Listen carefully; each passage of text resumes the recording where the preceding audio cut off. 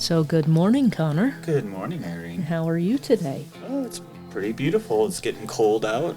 Yep. Yeah, it's getting nice. I personally love this time of year. I do too. I know a lot of people that don't, and when it rains, they're like, "Oh, I hate the rain." I'm like, "Nope, I love the rain." Love the rain. Bring on the snow. Yep. Just do it. And I had a conversation on Reddit the other day with someone from Omaha who were complaining about the cicadas and how loud they are. Oh. And I'm like, I grew up in New York. I fell asleep to crickets and cicadas all the time. I absolutely love it. Yeah. So I'm on the weird end, I guess, on that. And then someone replied to me and they just wrote cicadas, nature's white noise. And I'm like, yeah. And one of the people that noted why they hate them is because it reminds them of their tinnitus. And I'm like, that's also why I love them, because the cicadas mask the tinnitus. So all I just hear is nature. Max out the ringing. Yeah. That buzz noise. Yeah. Well, tell people to stop killing the cicada killers. They look like hornets. They're really big. They're about almost the size of my finger. Oh. And they're huge, and they look like nasty hornets, but they're not hornets. They're very docile creatures. They will not hurt you. They're only after cicadas. That's what they eat, and what they lay their babies in and all that. So, well, heck, you want to keep them out for those big, the years where they have the big explosions of them. Mm-hmm. You want to definitely have them little cicada killers out there to eat them all. Yeah, and they don't colonate the same way as wasps or bees colonate. They're, like I said, they're almost solitary, if I remember correctly, but they will not hurt you at all. They might come towards you, but they won't do nothing. Yeah. Same with bees. Leave them alone. Yep, leave them alone. Leave them alone. They won't bother you. Same with anything, Yeah. If I don't go, screaming and hollering toward a bighorn sheep, they're probably not going to come and attack me. Yeah, that's very true. They usually move away. Although if they saw me running, swinging my arms and stuff, they would probably still run away. So today we're going to talk about something I didn't think we would be talking about. I thought we would be getting to the Opera House in Scottsbluff before I did this, but I was just doing some research, and you know how I go down those rabbit holes. Yep. So I found an opera house also in the Panhandle. And in case you didn't know, in the early 1900s, like live theater and opera houses were really big. Everybody kind of had one. And like I said, my all-time favorite one is here in Scottsbluff. I just haven't had time to put all this stuff together because I need to completely rewrite what I've written, because the Star Herald published what I wrote, so I need to completely redo it. But in Oshkosh, there was an opera house, and it was called the Silver Hill Theater, and it was the place to be when it was built. And so today we're going to learn about how it served the community as an opera house and a gathering place, as well as its pretty fascinating history. Awesome. So we often take our history for granted, especially when we're younger, but Oshkosh has the neatest little museum with all sorts of cool things in it that I think anyone passing through should take some time to stop and check it out. And so today we're just going to go through the history of the Silver Hill Theater. Where is Oshkosh? I mean, I should know, but it's escaping me right now. It's just to the west of Ogallala. Okay. Yeah. Okay. And I've debated on doing things on Ogallala too, because technically it's not really in the Panhandle. Like you have, if you look at the vertical line where the Panhandle is, it's just to the east of it. On the other side, yeah. But there's cool things there, so I debate back and forth. Should we cover Ogallala? Should we not? Because there's so many fascinating things out here. Well, the Bald Eagle Reserve out there would be fascinating. Out Lake McConaughey. Yeah. And that's by Ogallala, isn't it? Yeah. Yep. Yeah. I need to get out. Believe it or not, lover of bald eagles has never been to Lake Mac. Wow. Yeah. I went there several times when I was a kid, and it is incredible to see those bald eagles. That's what I've heard. It's fascinating. Cool. And I think I need to just research when they're there the most, and then make a trip there on a Saturday or something, because it is, 2 hours away? Yeah, it's not that far. Yeah, it's not that far. I mean, I drive an hour and a half to Cheyenne to get better groceries. So there you go. all to go to Wyoming. So back to the theater. From the outside, the building looks like a big red barn with a non-barn entrance. Like the top half of it is looks like your traditional giant barn. Yep, barn house, yeah. But the bottom doesn't look like a barn. The two colors kind of don't go together, but that's what makes it neat and makes it stand out. So nice. That's okay. But it's what's inside that's important. So the Silver Hill Theater was built in 1906 to 1907, and it was the town's second opera house. So imagine that. This is what I found really cool about this place, is that Oshkosh is a small town of less than 1,000 people. So I went digging and found out that in 2020, the town had a population of 809. In 1920, it was 707 and has never had a population of more than 1,067, which was documented in 1970. So you go all the way back to 1906 when this thing was built. You got less than 1,000 people, and it was the second one in town. It just kind of shows how important this kind of thing was to a town like this. Either that or the operas are either really bad. It's like, I'm just going to build my own one. Yeah. Just screw this place. Yeah. So I'm going to quote right now from the Garden County Historical Society, and I'm going to quote a lot from them because that's where most of the information is that I can find. So the Opera House Museum was erected in 1906 to 1907. It was built of native stone laid up in mud and cement blocks. The stone for it was gotten from the canyon south of town. The cement blocks used in the front wall were made at the river where water and gravel were plentiful and hauled to the site. Archie Wynns and Herman Bushnell were the owners. When I started reading this, Bushnell is just south of us. Oh, yeah. South and slightly to the west of Kimball. So that perks my ears up because usually names are somehow related out here in the Panhandle. Towns, yeah. So George Kemplin, Ross, and Benton Henry, and Hiram Maxwell were some of the men who built it. You can see in my notes, I put a little note, they spelt built wrong. That's all right. That's all right. Originally, it was an opera house with a large stage and 2 dressing rooms at the east end, each with its own outside entrance. The floor was a level wooden floor. The present office was a lunchroom, and lunches served and with lunches served through the pass-through window. It's a lot of throughs. A stove at each end of the building heated the place. Young boys earned their admission by sweeping the floor, setting up chairs, carrying coal, and other little jobs around there. You want to come to the opera? Good, grab a broom. Yep. And I just thought it was neat that each of the dressing rooms had their own separate entrances. Yeah. Because normally a dressing room in a place, the entrance is from within the place. Mm-hmm. And this had outside entrances that were their own. So and I think that was probably pretty nice so you didn't, the people who were performing, the crowd didn't get to see them. So there could be surprises and there could be unexpected, maybe someone famous showed up. I don't know famous opera people of that time, but if someone did show up, it's like, you don't see them until they're there. So yeah. So I thought that was cool. So Mrs. Hiram Maxwell made and served 125 pumpkin pies for the opening dance. That's a lot of pies. So was that a hoedown or a hootenanny?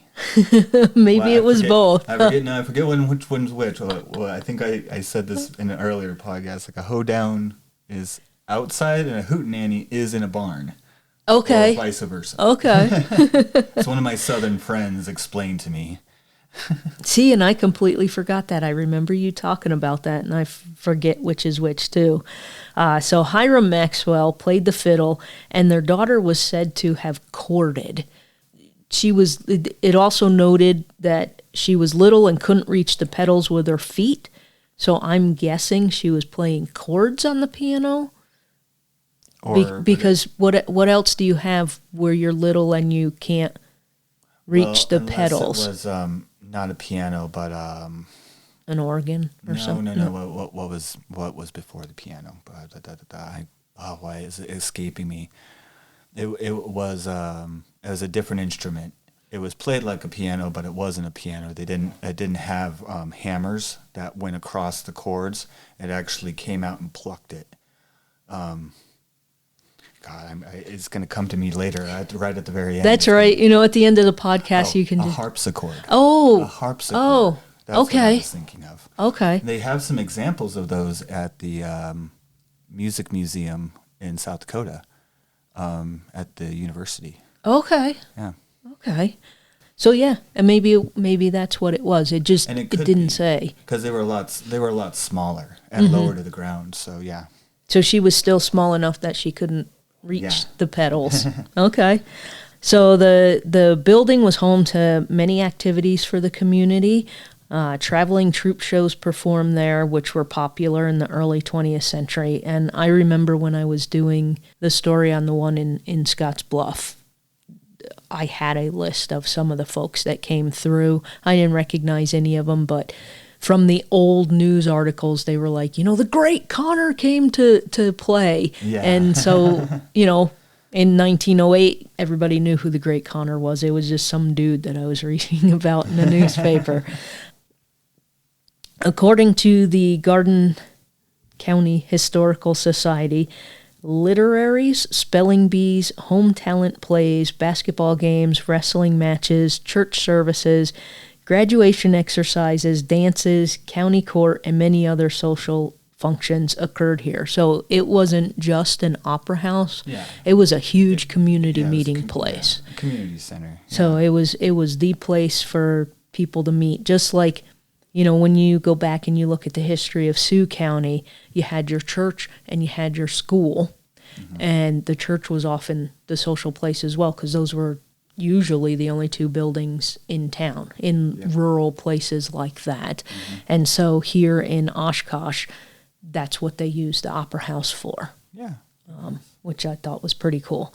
In 1911, the 8th grade graduation was held at the theater, which I had to stop and think about, because I criticize kindergarten, elementary school graduations, junior high graduation. I'm like, just do the high school graduation. I hate all that.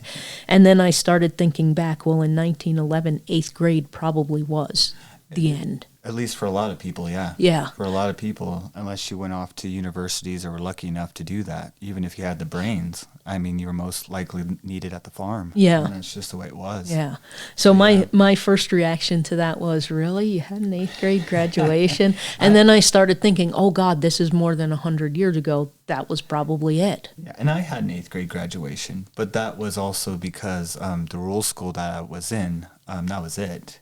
You were never going to go back to that rural school ever again after the 8th grade. So there's kind of it was a graduation, quote unquote, ceremony, but it was more like a chance to say goodbye kind of thing. So, Okay. So it was kind of neat. I liked it. Kindergarten, you're right. Kindergarten, I remember my kindergarten graduation, and I hated it.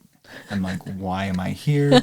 Why are we doing this at night? I'm tired. I was cranky. My nephew is a couple years younger than you, and he had a pre-K graduation. Yeah. And I was just like, why? I didn't have any of that. I just had high school graduation. I could have done without that.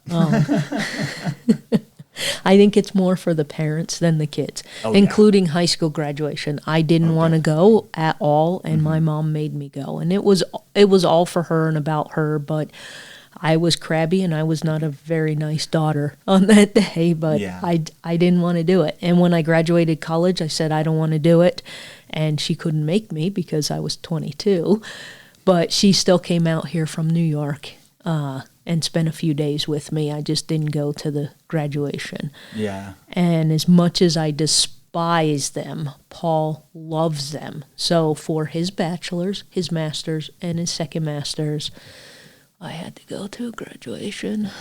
Well, and WNCC's is pretty short and sweet. I have to go because I have to work it. I have to give out the cookies and the punch and the cake now. But, it really is a pretty short, simple, sweet graduation.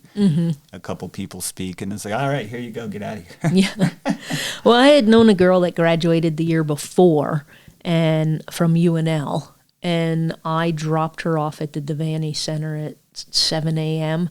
and graduation was at 11. And why? Yeah. Y'all know the alphabet. Does it really take you that long to get into alphabetical order by your college? Because they separate you by College of Arts and Sciences, business, engineering. But still, you go to the college you're in and get into alphabetical. It really shouldn't take that long. So I just said, no, I'm not spending half of my day going through graduation so I can just shake some dude's hand, turn and smile, and someone will take my picture, and then they'll want me to buy the damn pictures. No. Yeah. No. And well, in 1911, again, back to this, I doubt they even had anything that we would recognize as a graduation ceremony today. Yeah. They probably didn't wear the fancy gowns. They probably just showed up in their Sunday best. I almost guarantee you they did. Yeah. And as far as certificates, I don't even know if they would have gotten that. Maybe they might have just shook hands. Who knows? Yeah. So the graduates met at the R.A. Day home, and after supper walked to the Opera House. I just thought that was cool. Neat. Before graduation, they went to this dude's house, ate dinner. Yeah. So there weren't a lot of graduates. No. And then they walked over to the Opera House, did their thing, done for the day. That's kind of awesome. Yeah, reminds me of my brother-in-law's graduation out in Harrison. Pretty short, simple, to the point. And there's only, not even 11, I think there's only 9 of them. Wow. Yeah, there wasn't that many. Wow. That was it. So it was a nice graduation. Wow. Okay. According to the Garden County Historical Society, Mr. Bushnell sold half his interest in October 1922 to A.B. Wins. And I'm thinking it's Wins, not Wines. It would be Wines with a Y, but yeah, I say Wins. Yeah. After his wife died, Wins. See, now I'm doing it to myself. He sold his portion to Mr. and Mrs. Oscar A. Jensen in January 1926. And I have to mention, I still hate this, even though I understand historically why they do it. If Paul and I lived back in this time, I would be Mrs. Paul North. Yeah. I'm not going to be Irene. I'm Mrs. Paul North. Mrs. Paul North, yeah. Yeah. And I hate that. I get it. I understand it was the times, but it still bugs me because I want to know what Mrs. Jensen's first name was. Right, and it was inappropriate to even ask, especially if you were, a child. Yeah. And you had to use it. And even when I was growing up, that was towards the very cusp of that ending. So and even in the church I went to, it was still probably to this day not allowed to call anybody by their first name, especially if they're married. You call them by their last name. So, I don't know. Yeah. I think it's ridiculous. I love teachers nowadays that insist upon using their first names. Yeah. And most do now. Yeah. So, very nice. You can show respect other ways than forced respect of Mr. Mathis. It's Connor. It's more personal, too. Yeah. The Jensens and their 2 children, Howard and Marjorie, lived on the stage and in the 2 dressing rooms for a while until they were able to secure other housing. So, does that mean when the opera was going, they had to leave, or I wonder how that worked? I'm not sure, but I think by this time, because I'm going to get into it in a minute, I think by this time they had switched to movies, so they didn't need dressing rooms anymore. Oh, that makes sense. Yeah. And the Opera House in Scottsbluff, the same thing. They had a couple of rooms there that the family ended up moving into. These guys just did it temporarily till they could find a house, but the family at the Opera House in Scottsbluff, they moved. And I don't want to give too many spoilers because I'll go down that rabbit hole right now and talk for 2 hours about that one. But it to me, it doesn't seem like it was uncommon. Once it's not an opera house anymore, how can we repurpose these rooms? Exactly, yeah. When it first opened, silent pictures were shown from time to time, but in 1923, they had become the more popular choice. So they bought the place in January 26, and in 23, movies were more popular than opera houses. So sure, these guys made the switch. Fewer people were watching operas being performed, so a decision was made to become the Silver Hill Theater. I'm sorry, I've been practicing this for 2 days, and the L's keep getting me. Silver Hill. Which I assume it was named like the Silver Screen. Silver Well, Hill. no, because it was named before when it was an opera house. Oh, it was still the Silver Hill. I think it might have been just something as simple as that's a hill, and that's what they named. I don't know. Could be. Because it was hard to find info, and it's been like 15 years since I've been there, so I need to get back. Because there's also a really cool book in this theater that I need to go buy a copy of, so I can tell a story of a dude later on. Mrs. Jensen ran the place from 1926 to 1954, and I thought she was a pretty cool lady because some of the info I found, it was always Mrs. Jensen did this, Mrs. Jensen did that. I found that way more often than Mr. and Mrs. Jensen did this. So I get the sense that Mrs. Jensen was in charge there, and she made all the decisions about how things went, which I thought was cool, especially in 1926. The Jensens wanted to do some remodeling to improve the acoustics of the theater, and it just happened the day that the Jensens were talking about doing this. This guy, Mr. Goodall, who was from Ogallala, was there and was listening to the remodeling ideas as they were being discussed about what they could do. So he walks around the theater and claps his hand and listens, claps his hand and listens, does this a few times. And then he told the Jensens, it sure isn't going to take much fixing. Thus was born their slogan, the House of Good Sound. Interesting. And I wasn't able to find anything more about Mr. Goodall, but I'm assuming he knew something about acoustics or music or something that he was like, yeah, it's fine. And if you think about it, if you're doing opera, the building is theoretically already built so that sound will carry to the farthest seat. A good opera house, yeah, absolutely. And so if you're doing a movie, you should have the same thing, because silent movies, and I don't know this place in particular, but silent movies, typically you had like a little orchestra up front that played. So that sound's going to carry to the back too. Mm-hmm. And then when you get to the talkies, then you need to put in a sound system. Mm-hmm. And that's easy enough to kind of understand how it needs to be done because you've already got that acoustics in play. So it's just a matter of putting the speakers in the right place to get that same carrying of sound. In 1931 would have been around about that time that was starting to go on. You would have started having Steamboat Willie from Disney, and you would have started having all of those basic cartoons that came out. So yeah. So Mrs. Jensen, the stuff I found, Mrs. Jensen equipped the theater for sound in 1931. Not Mr. and Mrs. Jensen. She's the one that did it. So I have this little image of her, climbing up and hanging the speakers herself, which we all know she didn't do. But anyway, she made sure everyone knew about the House of Good Sound.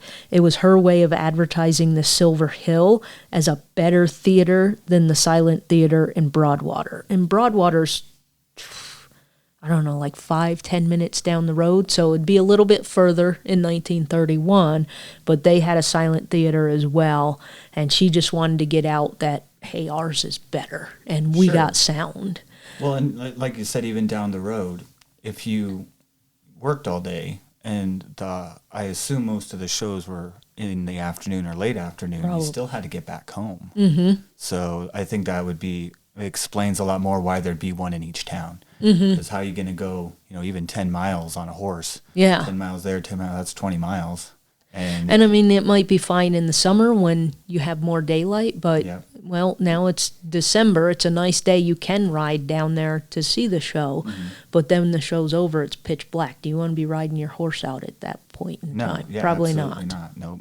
And automobiles were slow to come this way. Yes. They did come this way, but they were not very popular for quite some time, or really readily available. We weren't like in New York where you had the Ford dealership right there, and suddenly everyone had a car, and it was fashionable to have a car. And it wasn't really like that out here. Yeah. So the movies were becoming more popular, and the Jensens made other changes, and I'm going to read again from the Historical Society. The stage was made smaller, the floor was sloped, and veneered wooden seats were installed in permanent rows. At first, a velvet curtain was hung across the room behind the last row of seats. Later, the pillars that held the curtain were boxed in, making a solid wall. A material called West felt was hung from the ceiling and on the side walls to stop any echoes. This was later replaced by acoustical tile. So made of asbestos. Yeah. The theater did pretty well until it encountered competition in 1953 from the newly opened Oshkosh Drive-In. Oh, yeah, drive-in theater. Yeah. I kind of miss those. I do too. We really tried here to get one going, and it just, I think between the location and it was not really not like the drive-in theaters that I've been to. Yeah.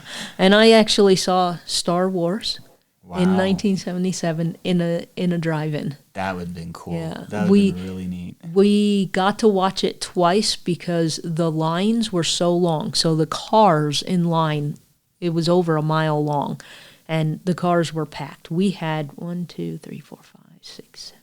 We had almost 10 people shoved into the station wagon. Sorry, that was my phone, folks. Forgot to turn it off. Pretty sure that's Paul, because only you and Paul and your mom text me on Signal. Oh. Unless it's your mom remembering that she forgot to bring eggs yesterday. Actually, she was my text just now. They're outside your door. Oh, so she had just brought them. And that's what she just texted me. Your food is out on the front porch. Okay. She probably saw my car. It's like, oh, they're doing the podcast. Well, she can come down and sit, and I'm still trying to get her to come and just sit, chill out. We got comfy chairs. So the Star Wars drive-in, we had, we arrived in our little spot at the theater just after C-3PO and R2-D2 landed on Tatooine. They were in their argument and about to go their separate ways. Yeah. So we were told we could stay for the next showing. So that was like the 10 o'clock showing. So we stayed for the midnight showing. And, nice. I was this little 7-year-old kid. Yeah, it was a blast. It's one of my good memories from childhood.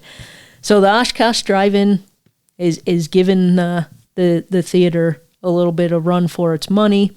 Mrs. Jensen sold the theater to Charles Greenlee a year later in 1954. I did have to look around, but I haven't been able to travel to Oshkosh to check the historical record to see why she sold the theater. But my guess is she had been running the theater for 28 years and was probably tired and wanted to retire. Yeah, because do you know her age by then? No, but she had kids already. So let's say she was 25 when they bought it and runs it for 28 years. She's somewhere 50, 60. 50, 60, yeah. Yeah, because I don't know how old she was when they bought it. So she's 50, 60, and she's like, yeah, I'm done. Yeah, I'm done. That's my guess, but I don't know the truth. Greenlee made some changes in October that year, the biggest of which was switching to widescreen projectors so he could show CinemaScope films. So I went and looked up CinemaScope films because I've heard of them. I just don't know a lot about them. So CinemaScope was created the year before in 1953 by Spiros P. Skouras, the president of the 20th Century Fox Film Studio. It was a modern anamorphic format that was almost twice as wide as the standard at the time. So the standard was 1.37 to 1 ratio, and CinemaScope was 2.55 to 1. Gotcha. French inventor Henri Chrétien had developed and patented the film process anamorphoscope in 1926, and Skoros built off that for his CinemaScope. Sure. And by then I don't know when Gone with the Wind came out, but I thought that was one of the famous movies that used that the widescreen stuff. Yeah. So CinemaScope was in use until 1967 when new technologies replaced it, and even today you don't really get the movie on film here at the theaters, because I've seen it. And when Billy was the director of the Midwest Theater in town, he showed me the whole process and stuff. But they'll get a hard drive, and the hard drive is encrypted till a certain date, so he can't even show the movie sooner, and it only works till a certain date, but it's on a hard drive. You don't actually have the big old film projectors anymore. Yeah. The Midwest Theater still has those because they do show old films from time to time, and that's the only way they can get them is on film reels. So they do still have those, and I know the Nile Theater up in Mitchell still has the projector, and they occasionally show things that way as well. So, technology is constantly changing, and I imagine Billy was telling me the direction that things are going is that your movie opens up Friday night, Friday morning you can download it from a server somewhere. Yeah. That's just the way the technology is continuing to evolve. Well, that's certainly how Amazon Prime's done it, because they just came out with the new seasons of Lord of the Rings, and and you're just streaming it. Just streaming it. So CinemaScope was so widely popular with filmmakers at the time that the word scope is still used today by projectionists and filmmakers when referring to lenses and that ratio and stuff. It's just the ratio has changed over time as technology evolves, but they still call it scoping. Sure. So back to the Silver Hill Theater. Oh, man. One day I'll be able to just go Silver Hill, but really, really fast, and I won't stumble on my L's.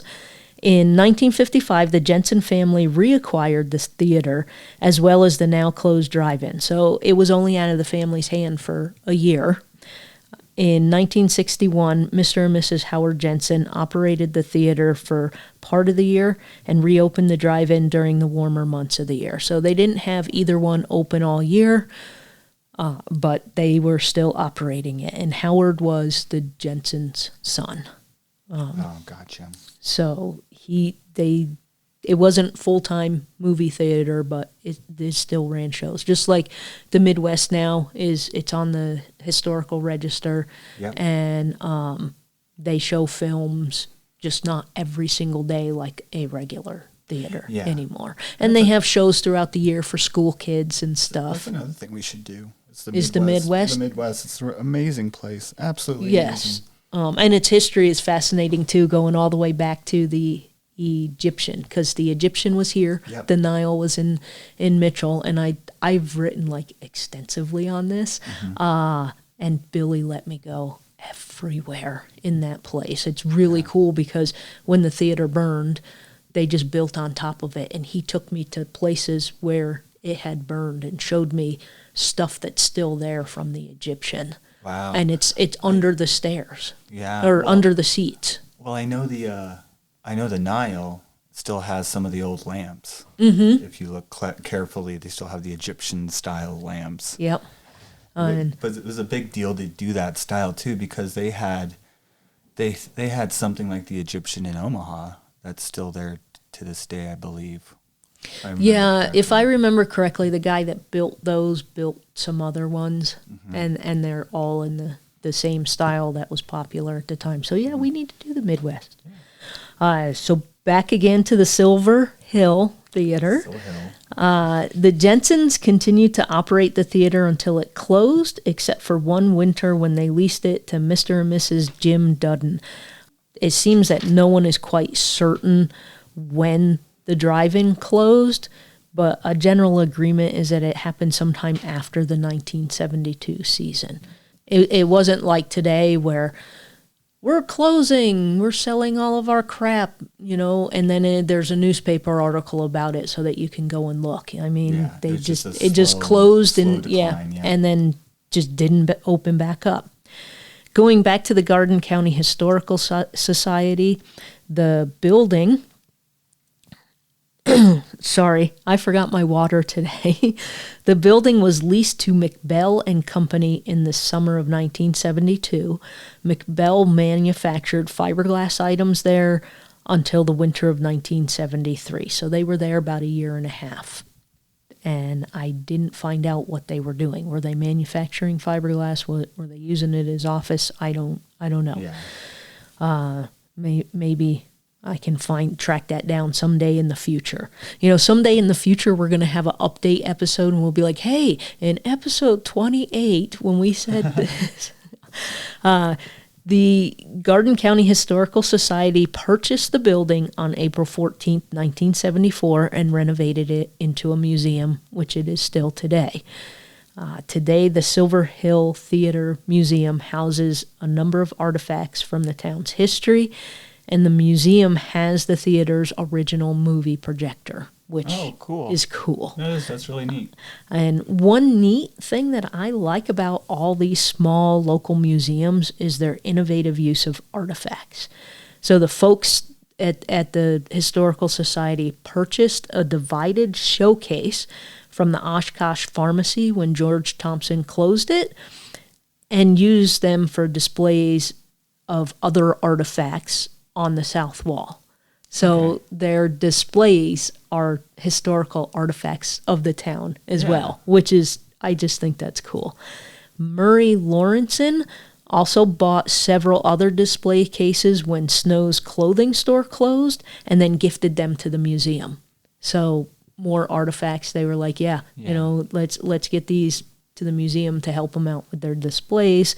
And then in May 1976, carpeting was installed.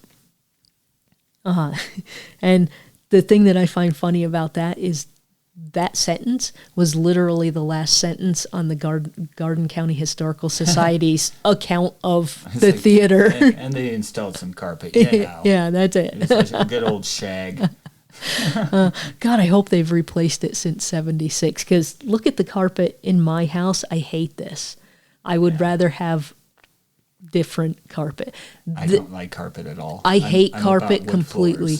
I would love to have this floor changed to wood. I would love upstairs to change the wood and get rid of the carpet. And Paul and I are in this tug of war because he likes carpet. I hate carpet. So I told him, I said, when you die, the carpet's coming up the next day. Maybe it's a British thing.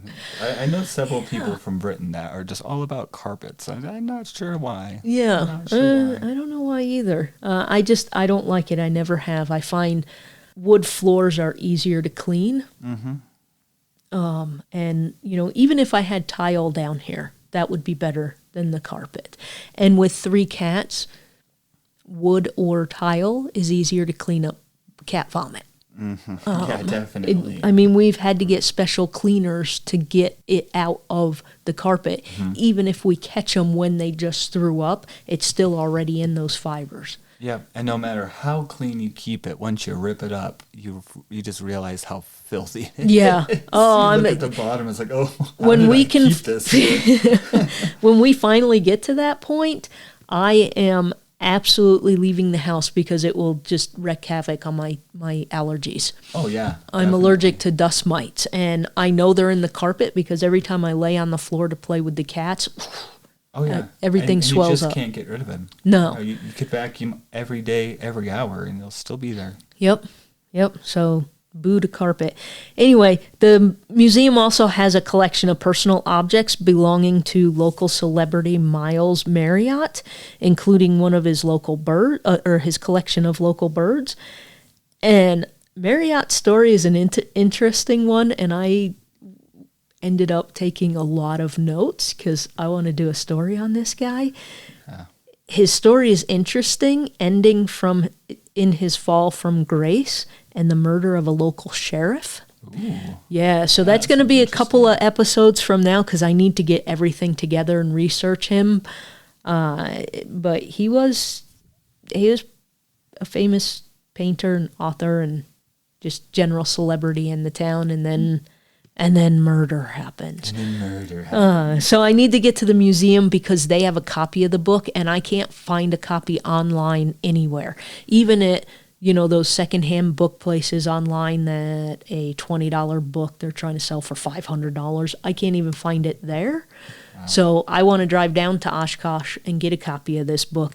Worst case scenario, the lady who wrote the book has a website, and I'll just email her and be like, hey, do you have a copy of your book? Can I buy it? Mm-hmm. But his story is super fascinating, even though it ends in murder. I want to tell that story, but that's a story for another time. It's a little short episode today because, Oshkosh has less than 1,000 people. So you get less than an hour. Yeah, there you go. But I did want to tell the story because I thought it was pretty fascinating, and it's a neat little bit of history out here that a lot of people probably know nothing about. Mm-hmm. And, so you're not just going into a building to learn about the history of the town. The building itself is the history of the town. So...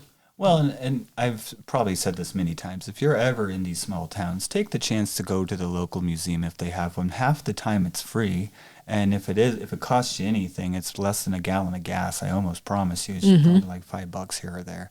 A lot of them are free will offerings, so it's free, and they got the little clear box if you want to drop a couple bucks in there, go for it. Which I encourage to do. I mean, please contribute even if it's not.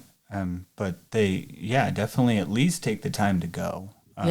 Me and my husband love museums like that. We love going to them, and he's out in Milwaukee right now with a group that wants nothing to do with museums. And I think there's a Frank Lloyd Wright building out there, or just out. He landed in Milwaukee. He headed to Dell Rapids. Okay. And I guess there's a Frank Lloyd Wright building in between there, which would have been really cool to see, but he's not with a group that's all about that. So, oh my God, you go even if you're not into it because someone really, really is. Yeah. It's like I didn't want to go to the Van Gogh Museum in Amsterdam, and my husband and my friend Bass. To go there. I would take you there if we were in Amsterdam together, because that's the kind of person I am. I don't like Van Gogh. I don't like his art. I'm not big into art. Artemisia Gentileschi is the only artist I've ever liked. Sure. And so my friend Bass, who's from the Netherlands, and my husband call me a heathen all the time because I don't like art. But I understand its historical significance. Mm-hmm. But Paul loves art. Yeah. So when we were in Amsterdam, he said, can we go to the Van Gogh Museum? I said, sure. I brought a book with me because I knew we were going to be, it's literally you walk across one wall and another wall, and that's the museum. It's not very big. I was done in about 10 minutes, and we were there almost 3 hours. So I took a book. I knew that was going to happen, so I took a book. Kind of like the Georgia O'Keeffe Museum in Santa Fe. I was so excited about it. And then you go in there, and it's like two walls, 3 walls at most of her work. I think I saw more of her work at the Phoenix Art Museum than I did where she painted most of her stuff. So I was a little disappointed there. But still, you got to see it. But if I was ever in Amsterdam with you, I'd be like, yeah, dude, you need to go to the Van Gogh Museum. Mm-hmm. And is it called Night Watch? It's a very famous Dutch painting, and it's something ridiculous, like 50 feet wide by 20 feet high. Wow. And I've gone to see it because I was with people who were so proud of it. I was there with 6 Dutch guys, and they were so proud of it. There was no way I was going to go, dudes, I don't really like art. Mm-hmm. In that same museum where that painting is, there's scale models of the Netherlands over time. Oh, wow. I was completely fascinated by that. You know, cool. You know me with Legos, so I was totally fascinated by that. The painting didn't do, I mean, I understand its historical significance, and it's hard to paint something that big and put all the details in that's in it, but I don't know, art just doesn't do it for me. But again, if I was with you in Amsterdam, we'd go to the Van Gogh Museum and we would go to see this because it's something you like, and I'm not going to have you miss it. Yeah, and museums out here, all the history museums that I've been out to, they're not necessarily grandiose.